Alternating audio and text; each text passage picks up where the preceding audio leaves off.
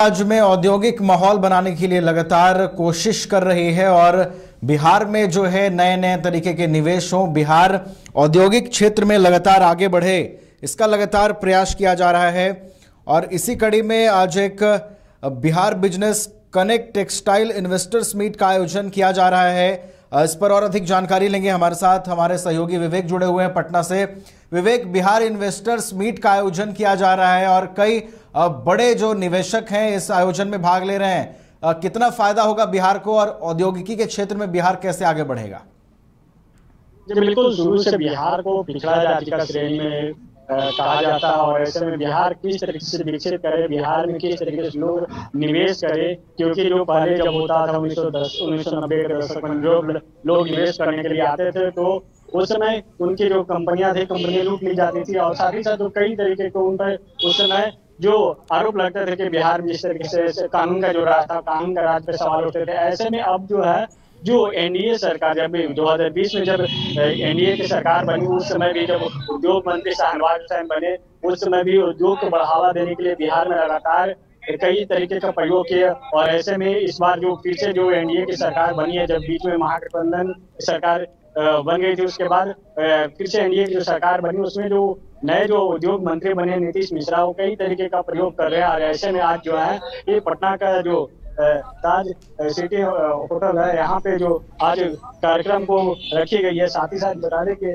जो textile minister जो है, कपड़ा मंत्री जो गिरिराज सिंह यहाँ शिरकत करेंगे। साथ ही साथ जो है कई कंपनियां जो है आज उनके कंपनियों को जो ऑनर है उनके साथ आज गिरिराज सिंह बैठक करेंगे। और साथ ही साथ जो आने वाला समय दिसंबर में तैयारी की जा रही है कि दिसंबर में भव्य तरीके से पटना में कार्यक्रम रखी जाए, जिसमें जो क्या रोड मैप हो और क्या किस तरीके से बिहार में जो लोग इन्वेस्ट करें कि किस तरीके से बिहार को अग्रणी श्रेणी के राज्य में दर्जा मिले, इसको लगातार लेकर सरकार जो है प्रयास कर रही है। लेकिन आज जो 50 कंपनियों के साथ जो बैठक बुलाई गई है, 50 कंपनियों के साथ आज बैठक के बाद निर्णय लिया जाएगा कि कौन कंपनी बिहार में कितना इन्वेस्ट करना चाहते हैं। बीते दिनों देखा था तो अडानी ग्रुप के भी लोग बिहार में इन्वेस्ट किए थे। जब एनडीए की सरकार ही थी उस समय, जब उद्योग मंत्री शाहनवाज हुसैन थे, अडानी ग्रुप के भी कई करोड़ जो है यहाँ बिहार में इन्वेस्ट किए थे। और ऐसे में जो इस बार भी है, इस बार भी कई जो इन्वेस्ट की जाएगी।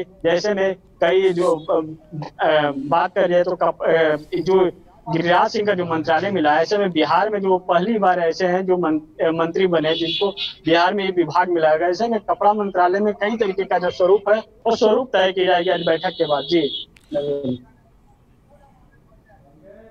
बिल्कुल विवेक, देखिए आपने बताया कि 50 कंपनियां इसमें भाग ले रही हैं। विवेक, हमें ये बताइए कि कौन कौन सी बड़ी कंपनियां भाग ले रही हैं। और कल देखिए गिरिराज सिंह ने भी कहा था कि चूंकि कपड़ा मंत्रालय उनके हाथ में है तो बिहार के लिए लगातार विकास हो रहा है। बड़ी कंपनियां कौन कौन सी हैं विवेक? जी बिल्कुल, बड़ी कंपनियां में जो अडानी ग्रुप के कई लोग हैं, उसके साथ साथ जो और भी अन्य टाटा ग्रुप के भी है कंपनियां, ऐसे में वो लोग इन्वेस्ट करेंगे। ऐसे में कही जाए तो जो ये बिहार जो बरौनी जो रहा, बरौनी जो उद्योग क्षेत्र का एक बड़ा हिस्सा रहा बरौनी, उसके साथ कई जगह जो चीनी मिल है, वो चीनी मिल भी बिहार में एक बड़ी वो क्षेत्र रहा। ऐसे में जो है बरौनी पर भी जोर डाला जाएगा। उसके साथ साथ जो और भी अन्य जगह जो भी है समस्या, उस समस्या पर भी जोर डालिएगा। उससे जो उद्योग जो बंद पड़ा जो है उद्योग, उसको किस तरीके से चालू किया जाए और किस तरीके से बिहार के लोगों को रोजगार मिले और बिहार में से लोगों को पलायन न करना पड़े दूसरे प्रदेश की ओर, उसको लेकर जोर डाला जाएगा। लेकिन जो कई 50 कंपनियों में कई कंपनियों का नाम है वो पूरी तरीके से अभी लिस्ट नहीं आया है। इसमें जो कई जो हमारे सूत्र बता रहे हैं, जो कई लोग हैं, कई जो अडानी ग्रुप के लोग हैं, तो कई जो है वो टाटा ग्रुप के भी लोग शामिल है। ऐसे में साफ तौर पर जब कही जाए तो ये जो बैठक जो बुलाई है काफी महत्वपूर्ण बैठक कही जा रही है, जिसमें कई जो गिरिराज सिंह के साथ साथ जो उनके कैबिनेट के जो कई अधिकारी हैं वो अधिकारी भी मौजूद रहेंगे। यानी कि जो ये मंत्रालय, कपड़ा मंत्रालय जो था स्मृति ईरानी के पास था, स्मृति ईरानी के पास से बदलाव होकर गिरिराज सिंह के पास गया और गिरिराज सिंह जो है बिहार से आते हैं। ऐसे में उनका जोर है कि बिहार में भी अच्छा विकास हो और बिहार में जब तक हमें जो इस मंत्रालय जब तक हमको मिला है तब तक बिहार में कोई एक बड़ा उद्योग क्षेत्र लगे। लेकिन बिल्कुल विवेक देखिए बिहार से पलायन की बहुत अधिक बात होती है विवेक, और हमेशा ये एक राष्ट्रीय स्तर पर यह मुद्दा हमेशा उठता रहा है कि बिहार से सबसे अधिक लोग पलायन करते हैं, रोजगार की तलाश में पलायन करते हैं। ऐसे में देखिए विवेक, जब इतना बड़ा इन्वेस्टर मीट का आयोजन हो रहा है, सरकार लगातार दावा कर रही है कि हम बिहार में निवेशकों को ला रहे हैं, कंपनियां खोल रहे हैं, तो ऐसे में संभावनाएं अब बिहार के युवाओं के लिए, नौजवानों के लिए और बिहार में जो मजदूरी की तलाश कर रहे हैं, संभावनाएं इस बैठक से, इस मीटिंग से उनके लिए भी अब बढ़ने वाली है विवेक।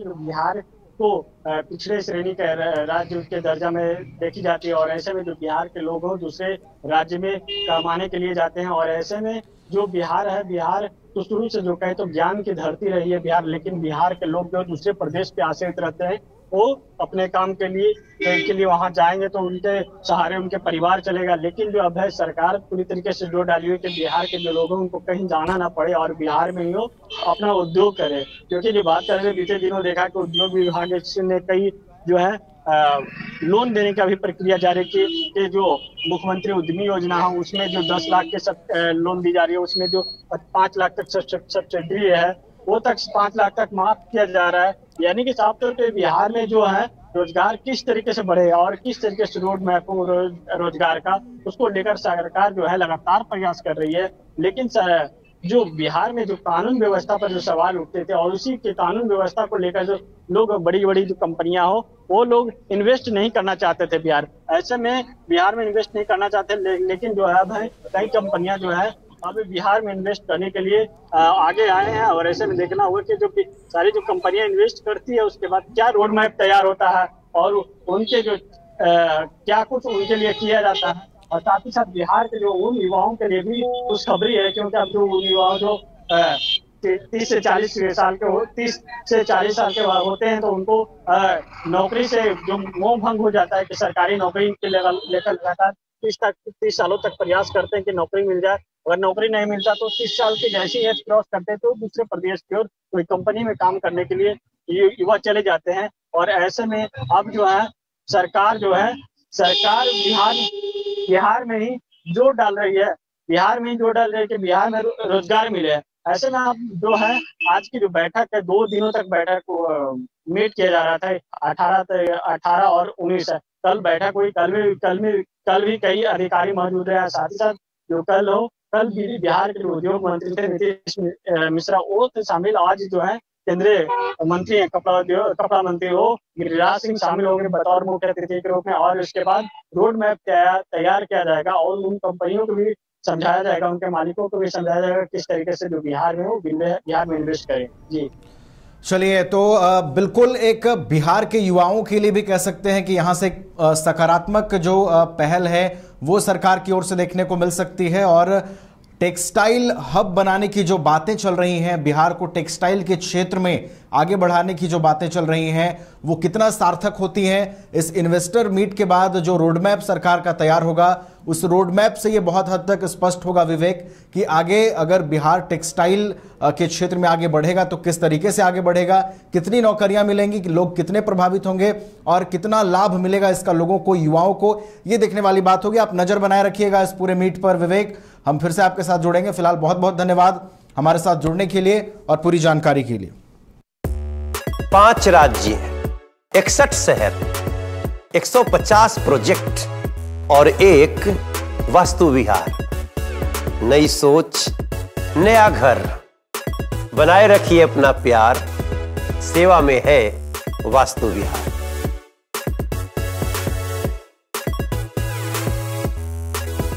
घर के लिए ग्रोसरीज की जरूरत हो या चाहिए फल और सब्जी, डेयरी या बेकरी प्रोडक्ट्स चाहिए या beverages, snacks and branded foods चाहिए हो या ब्यूटी प्रोडक्ट्स, अब इनके लिए अलग अलग दुकानों की तलाश हुई खत्म, क्योंकि रांची में खुल गया है केस्टोमार्ट, जो रखे आपका और आपके बजट का ख्याल। हर सामान पर 5% की छूट, होम डिलीवरी की सुविधा भी। आज ही पधारें। केस्टोमार्ट, one stop solution for every customer's requirements. Call 9153989339.